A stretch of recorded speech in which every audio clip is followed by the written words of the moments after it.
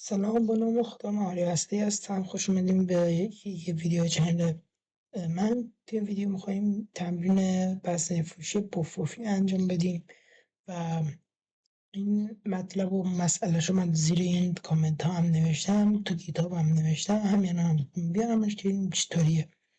من یه حرف نمیزنم، بریم برای ادامه ویدیو.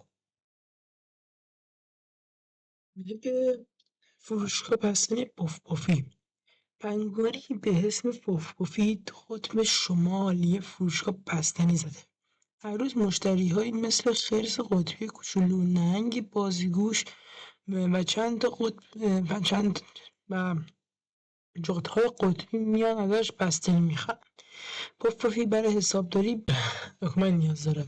اون میخواد بدونه که چقدر در روز چقدر درآمد امروز داشته، امروز چقدر ازش تمبر فروخته و کدوم تمبرش مربوط تر بوده. من تمبرهای بستنی قیمتاش وانیل اینقدر، بستنی شکلاتی اینقدر، توت فرنگی هم اینقدر. روزی اینطوری تعداد مشتری ها در روز برای هر مشتری تعداد بستنی ها از تمبر خریده. خب بریم کدشو بزنیم و توی کد بیشتر توضیح میدیم و چیکار کنیم. داستان خلاصه ترش بهتون میگم. پف‌پفی میخواد یه حساب کتاب نیاز داره و ما باید بهش کمک کنیم که اینو انجام بده.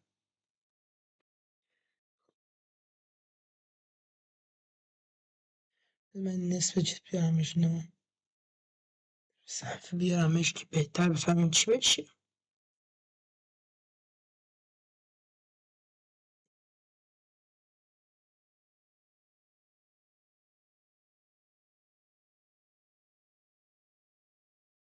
اینم از این.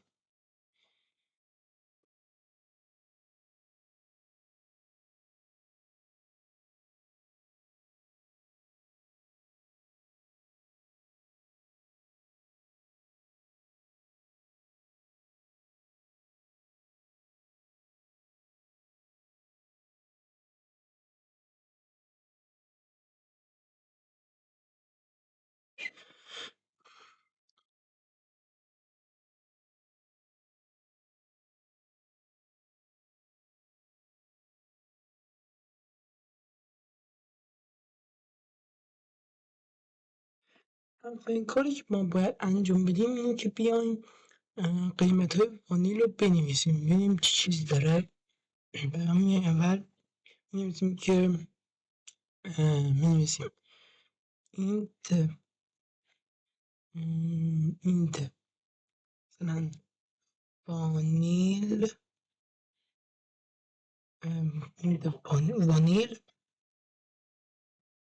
می‌نویسیم قیمت مساوی با چند بود. قیمت وانیل 50,000 تا.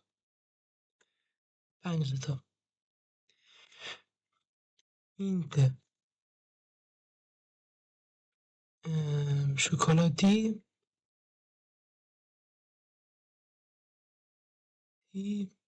مساوی با چند تاست؟ 6,000 تا. توت فرنگی هم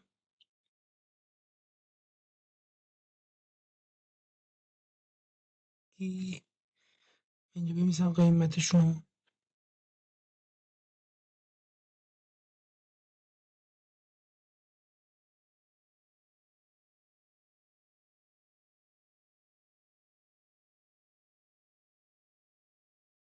اینت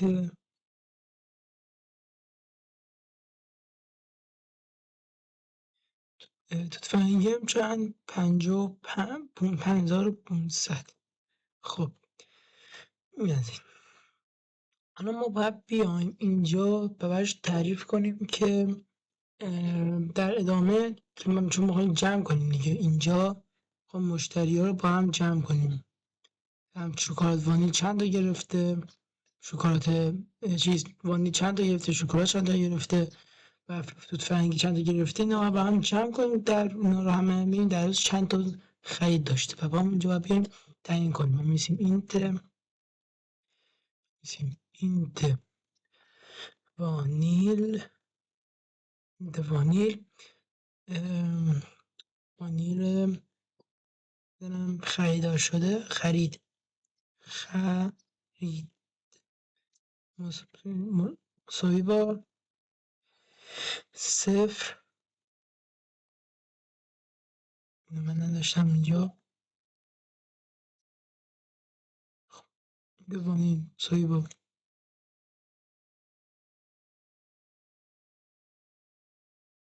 حالا برای شکلات و توت فرنگی هم با همینطوری کنم.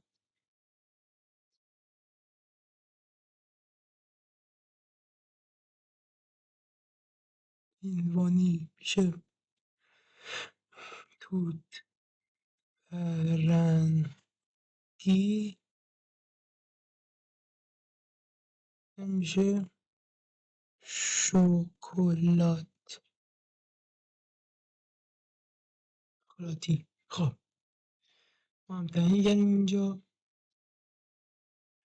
الان باید بیایم از کاربر بیایم و بپرسیم چند تا مشتری داریم کلا.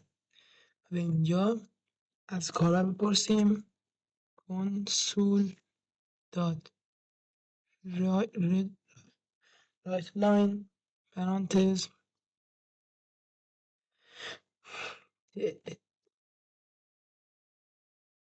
تعداد مشتری مساوی با این الان ما اینجا باید بیایم و بنویسیم که الان این خودش چیزه نوشته شده و با جوابشو بدیم. من این جوابشو بدیم بنویسیم این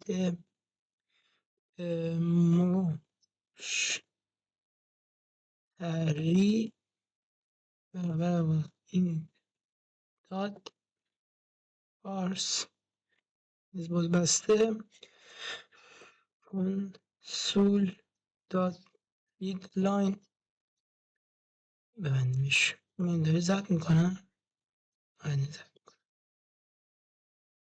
خب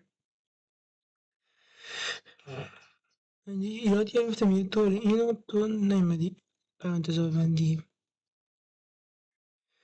خب الان ما باید بیایم اینجا براش شرط بذاریم که اگه اینطوری کنه اگه اینطوری کنم میذاریم حلقه فور میذاریم شرط مثلا حلقه فور اینجا براش باید الان حلقه فور بذاریم تو پرانتز باز میذاریمش میگیم که int i اگر int i کلا 0 دای چنده کلا 0.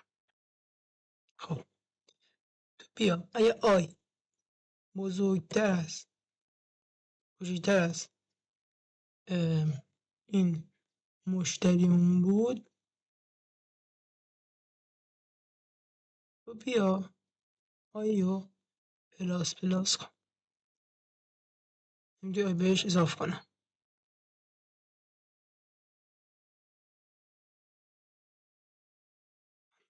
خب آیا برامون بیاد چیکار کنه پلاس کنم. بعد از این کار باید بیایم اینجا توی این حلقه بهش بگیم که چند تا شکلات خریده چند تا وانیل خریده اینا همه ازش برام میپرسیم. ازش میپرسیم که کنسول داد رید لاین پرانتز باز بسته تعداد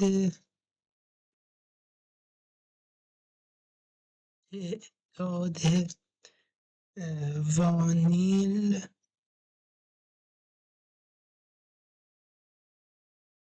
من کپی کنم تو همه جاش بذارم کنترل سی.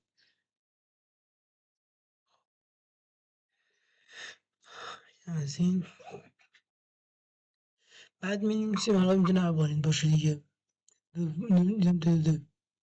شکلات توت فرنگی. خب اینجا تعداد شکلات هم ازش میگیریم که چند تا میخواد. مثلا اینجا نوشته وانیل 2 تا، شکلات 1، وانیل 0، مثال اینا نوشته. حالا نگاه مشتری هم باید بذاریم، مشتری 1، مشتری 2، مشتری 3. برای این کار باید چیکار کنیم؟ باید اینجا ما بیایم قبلش دوباره مشتری اینجا براش بذاریم، یه براش ثبت کرده باشیم.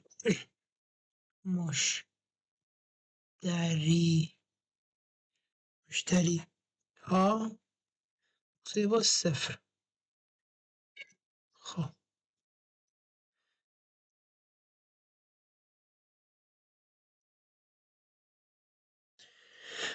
بعد بیام اینجا بیام یا نه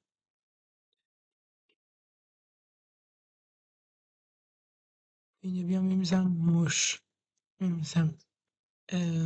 کنسول، نه اینجا باید بنویسم کنسول. آره برای اینکه بخوایم مشتری ها رو مثلا هم 1، 2، 3 اینجا نمیشه مشتری 1، مشتری 2، مشتری 3.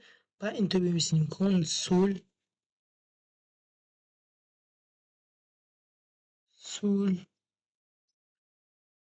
دات رایت لاین. بعد بنویسم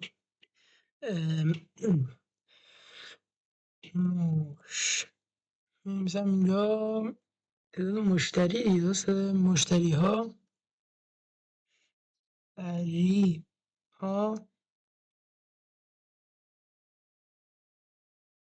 بعد مثلا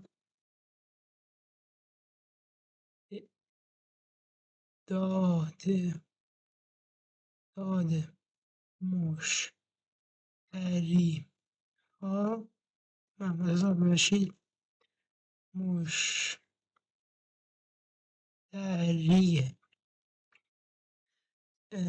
وزن 1 بخوام بنویسم باید توی این پرانتز بذارمش مشتری 2. من می‌نویسم بعداً توضیحش هم میدم.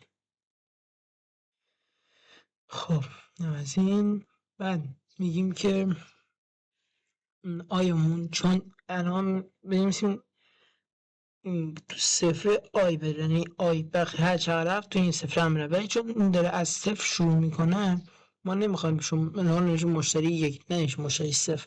ما باید اینجا بنویسیم به علاوه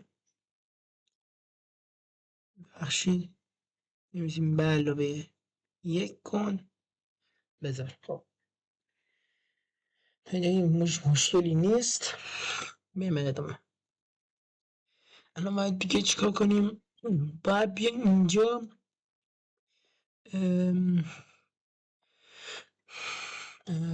بعد اینجا بنویسیم که میام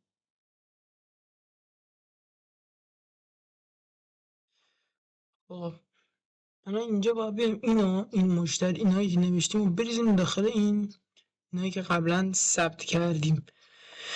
بریم اینجا واسه من یه ایرادی داشتیم داریم گفتین من اینجا نیامدیم کنسول رایت لاین رو بنویسیم اون اینت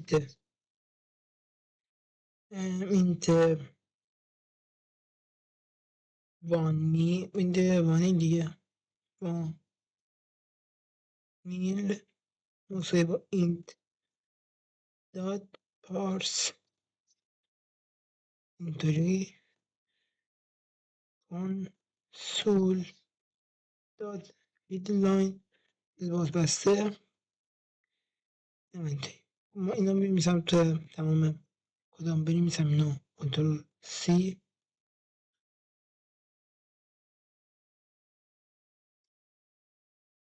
خب یه چیزی غلط داره اینو نداشتم. خب اینجا ما وانیل چند بار نوشتیم بداره ایران می‌نویسیم اینجا چی میشیم شکلات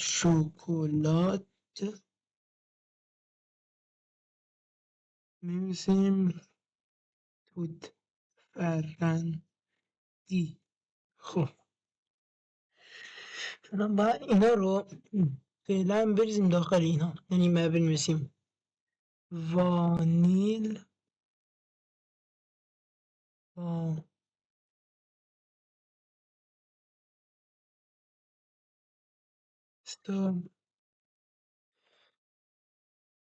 اینجا رو دیگه کپی کنیم.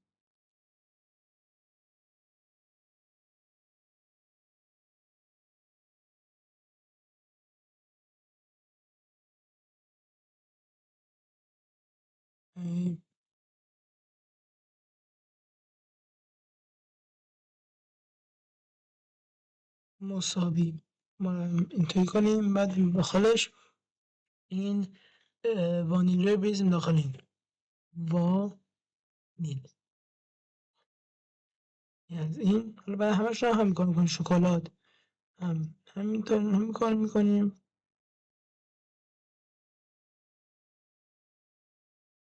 بله فرنگی هم همین کار میکنیم.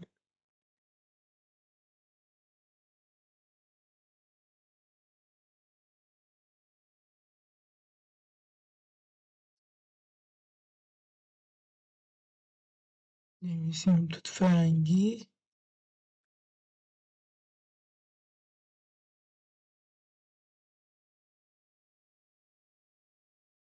نمیسیم شکلات.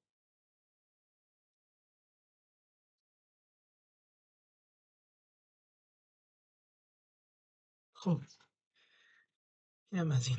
حالا با اینجا الان ما هر چی اینجا داشتیم داریم میز داخل این. الان ما باید بیایم اینجا چند تومن فروخته شده اینجا سال چند میلیون درآمد داشتیم، باید بریم از این متد استفاده کنیم. بنویسیم که یه متغیر بنویسیم به نام متغیر توتال مساوی با توتال مساوی با. خب این پرانتز می‌نویسیم که اگر این توت فرنگیمون اینجا نوشته بودیم تعداد توت فرنگی‌ها باید ضرب داره قیمتشون شه که به قیمت کلیشون حساب شه. اینجا بگم تعدادشون وانیل با چیزش با قیمتشون باید جمع شه. وانیل ضرب داره با وانیل ضرب داره با تعدادشون اینجا صفر بود، نه با قیمتشون جمع شد. درسته با قیمتشون باید جمع شه، با قیمتشون باید ضرب شه تا تعدادش به دست بیاد. اینجا می‌نویسیم ما چند تا داشتیم اون ضرب داره پولش میکنیم و پرانتز باز میکنیم داخلش می‌نویسیم که می‌نویسیم شکلات ضرب داره قیمتشون و اینجا میایم پرانتز باز بسته توت فرنگی داخلش ضرب داره تعداد توت فرنگی قیمتشون. این برای قیمتشه، یعنی اینکه الان ما هر چقدر تعداد اینجا زده باشه، مثلا وانیل 5 تا وانیل مشتری خریده، وانیل 5 تا رو ضرب داره قیمتش میکنه و قیمت خرجی و کلش رو بهش میده. خب تا اینجا درست واسه اینجا باید به علاوه فکر میذاشتم.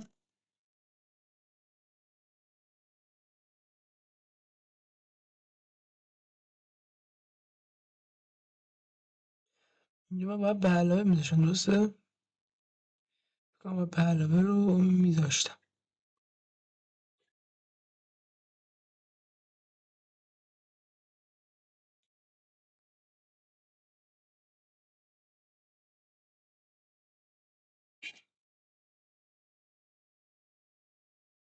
خب میگه این توتال قبلا استفاده نشده، کار نداره اینجا میذاریمش. ما اسم اینجا مشتری داشتیم، واسه نه آقا یه مشتری داشتیم. مشتری اینجا ما یه چیز نوشته بودیم، اینو کپی کنم بذارمش اینجا. اینجا داشتیم با هم نمیذاشتیم. خب اینجا همچین عالی و خوب داره پیش میره. حالا بعدش ما باید چیکار کنیم؟ بذار من این چیز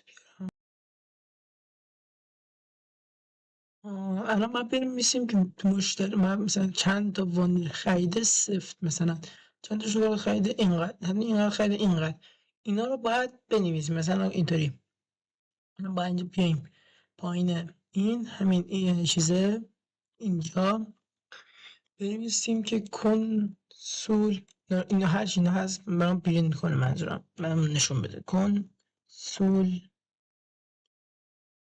دات رایت لاین پرانتز باز بسته داخلش باید داخلش چیز اشتباه میشن درسته بنویسیم ابداع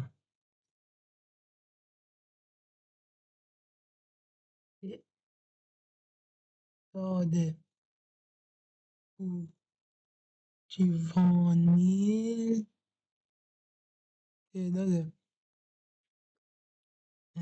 فروش وانیل صفر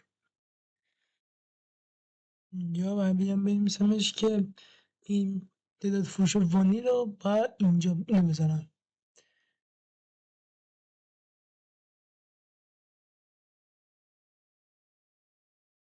تعداد فروش وانیل رو اینطوری باید بزنم بعدش باید بیام اینجا همینو درست اینجا درست خوب همین باید برای شکلات و فرنگی هم انجام بدم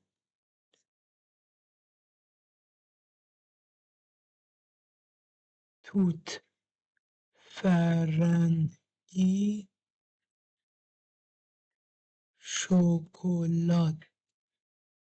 شکلات اینقدر درستی رو فیلم کنم اینجا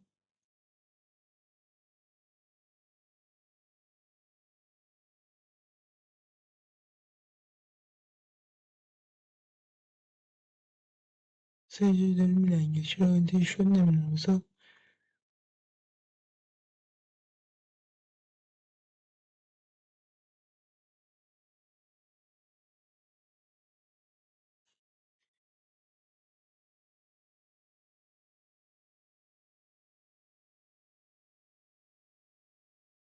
خب درسته برای اینم توت فرنگی هم باید بنویسم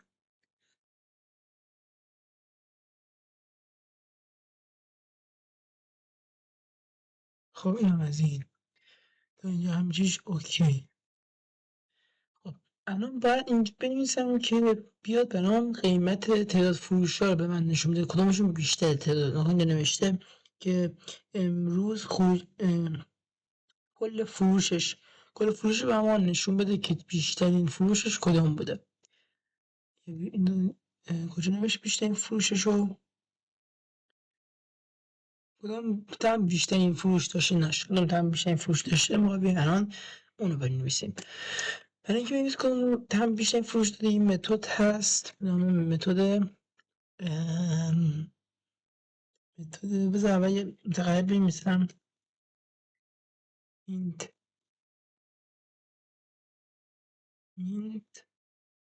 بی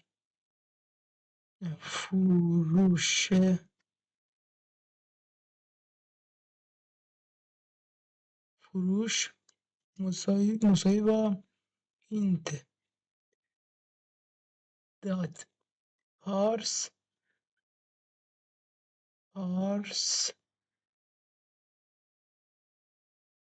بنداز باز بسته بعد بنداز باز بسته اینت دات پارسش رو بنویسم که نه مثلا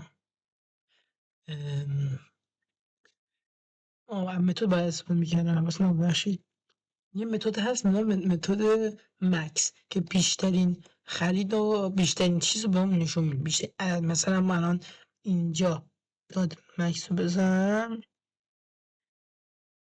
اگه ما اینجا مثلا پرانتز یه یک داشته باشیم یه دو به اون عدد دو نمایش میده بیشترین مقدار رو بهمون نشون میده ما اینجا تو پرانتز میایم و می‌نویسیم که پرانتز باز بسته تعداد وانیل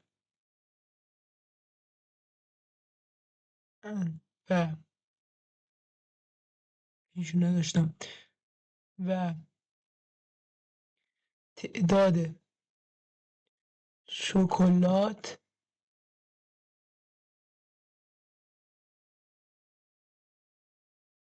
چرا اینجا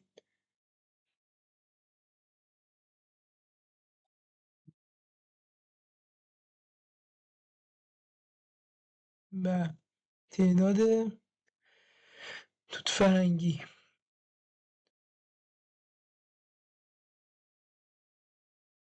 خب یه ارور ما داده میگه که مکس فقط برای 2 تا کار میکنه نه برای 3 تا. ما میتونیم بیایم اول اینا رو و اون بزرگش رو در بیاره بعد بیاد با این مقایسش کنه. برای این کار دوباره میتونیم اینو تو پرانتز ببریم و پشت همین دوباره بنویسیم متد مت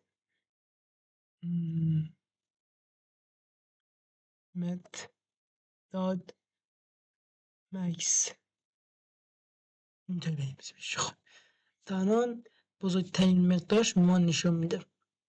خب الان ما میتونیم بیایم و از شرط شروط استفاده کنیم بنویسیم if اگر بنویسیم if اگر چیز مکسه این مکسمون این چیزمون فروشمون یه فروش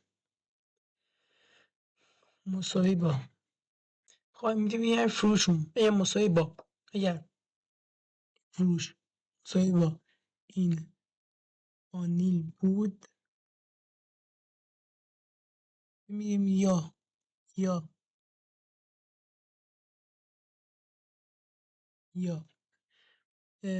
همون این فروش بود وی همون فروش بود تو بیا اگر یه فروش بود و اگر نادرست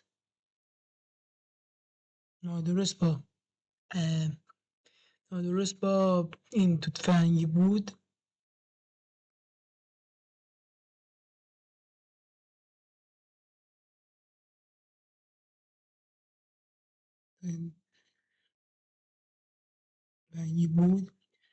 و همچنین نادرست با این شکلات بود سی تو بیا برامون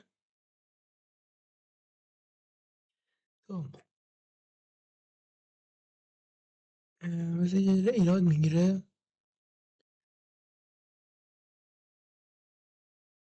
ببخش اشتباه شد آره یه توت فرنگیمون یا همون فروش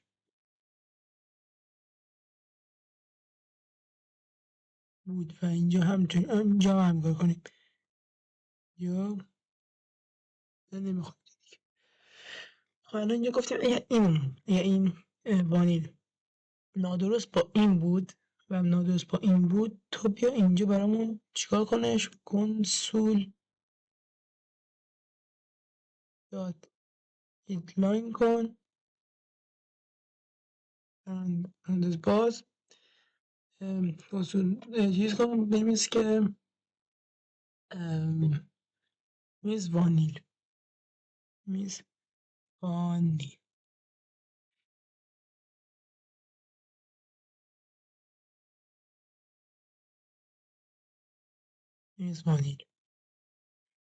حالا برای همش همین کار کنیم ولی آخرش برای اینکه مساوی شه باید کار دیگه انجام بدم. مثلا من اینا سری انجام بدم الان فهم برای وانیل انجام دادم برای توت فرنگی و شکلات هم انجام بدم همین کپی میکنم نمیخواد همین میمیسم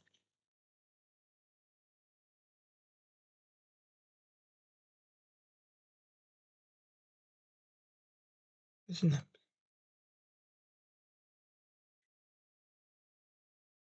بعد بریم برای ادامه خیلی بعدش فشار میخوردم دیگه اصلا حالم خرج بود اینا رو چیز میکنم ولی به جاش جاهاشون عوض میکنم چند بار بذارم استفاده کنم یکی دو تا سه تا نه نه اشتباه شد. ببخشید یکی اینجا بیا پایین. ثانیه چند تیشو زای اتوریزه کنم. خب میگم میام کلا ما میذاریم بس نیست مسئولیم. if پرانتز فورز فروش مساوی با مساوی با نمیشه خسته شد. تو فرنگی می‌نویسیم. چیکار می‌نویسیم الان؟ اگر درست نادرست با این نادرست با این بذار آقا چیکار کنم. خسته شدم دیگه. اینا ندارم که بگم. میگم کپی می‌کنم دیگه چیکار. پیست پیست. خب بعد جاش نمیدونم یه بار وانیل یه بار شکلات سیب یه بارم توت فرنگی. خب حالا اینجا یه بار توت فرنگی یه بار وانیل یه بار شکلات. توت فرنگی بود وانیل بود شکلات. من بکنم اینو. خب الان این شد. الان اجراش کنم. الان اینجا به من در حدی میگه که میاد اون بزرگتر رو میگه. الان در مساوی نرسیده. تعداد مشتری مثلا 5 مشتری. تعداد وانیل چند وانیل خرید این اشکالش خرید 3 نفس. خب مشتری دوم 6 تا خرید این خرید 3 تا خرید مشتری 4. خب چه پنجم همین. خب نگاه کن تعدادش خدا رو شکر ما میزنه تا اینجا عالی پیشرفت عالی. تعدادش به ما میده تعداد وانیل 67 تا تعداد شکلات 11 تا تعداد فرنگی هم 7 تا. خب اما بزرگتر ببینیم. الان گفت وانیل بزرگتره نمیشه وانیل بزرگتره. در حد برابری هنوز نرفته.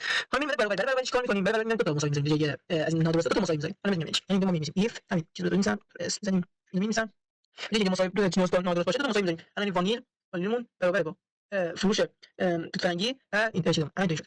خیلی تر شد. الان اینجا تو چه خالی می‌نویسیم که وانیل مساوی با وانیل و توت فرنگی. تمام شد. ارور کجاست؟ ارور دارین ارور ما چیه؟ ارور اینه. بالاییشو اینجا گم کردم ریز دوست کنم کجاش رفته. یه از برم نشد. یه برم دوست کنم بیام. رو اعصاب.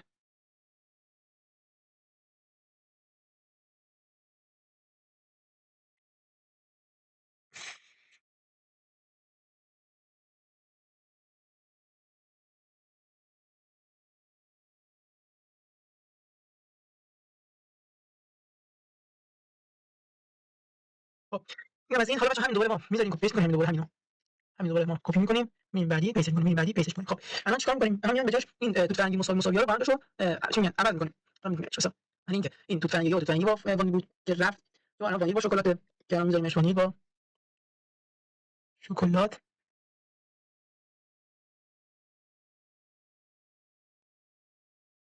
خب نظر میشه آره نظر. خب اینجا دوره کیه یه بار وانیل با شکلات یه وانیل با فرنگی یه وانیل با شکلات یه وانیل با سو.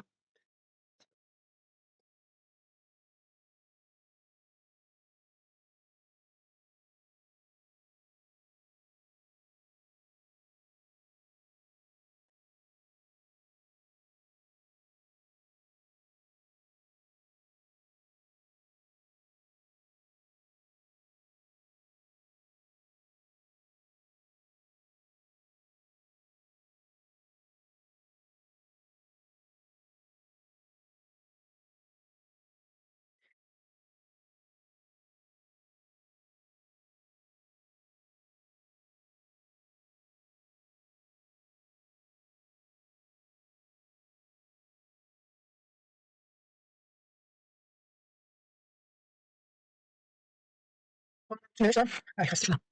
نمی‌نویسیم وانیل نمی‌نویسیم توت فرنگی نمی‌نویسیم شکلات اینجا می‌نویسیم وانیل و و توت فرنگی اینجا می‌نویسیم با وانیل با شکلات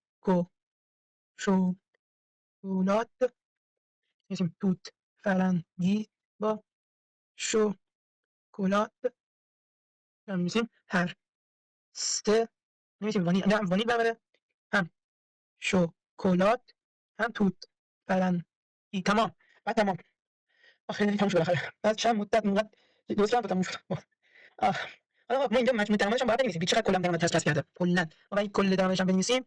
باید بیام قسمت کنسول داد هدلاین. ما اینجا قبلش یه چیز داشتیم مشتری که تو تومن گذاشته بودیم کلا مشتری درآمد کجاش تومنه جمع تفریق کردیم ما داشتش مشتری ها اینو بعد اونجا بذارید درآمد به ما بگه. حالا این چی شد؟ الان چی شد؟ ارور داد. دو از طریق مال خود برنامه انجام میدم اینجا. خب الان سه تا مشتری داریم، سه تا. خب مشتری اول اینجا، مشتری اول واسه وانیل دوتا میخوام، این چیزه وانیل دوتا، شکلات چند تا، یکی توفنگی صفر. خب مشتری دوم وانیل یکی، وانیل یکی، شکلات دوتا، توفنگی یکی. مشتری سوم وانیل صفر، شکلات یک، توفنگی هم صفر. خب الان اینجا توفنگی فروخت شده 3 تا، وانیل فروخت شده 3 تا، شکلات هم شده 4 تا، توفنگی هم شده 4 تا. جمع کل شده 600، تو شده 61000 تا که اینجا جمع کلش نوشته 465. اینجا میشه آن 3 نوشتم. اینجا زیاد نوشتم، فکر کنم هم درآمدشو. ولی هست درسته که تو این نوشته برابر، تو این شکلات نوشته، تو این شکلات برابر. بعد این هزینه‌شو فکر کنم یه هزینه‌اش اشتباه کردم، هزینه‌شو درست کنم اینجا. خب این از این ویدیو. تا ویدیو دیگه خداحافظ.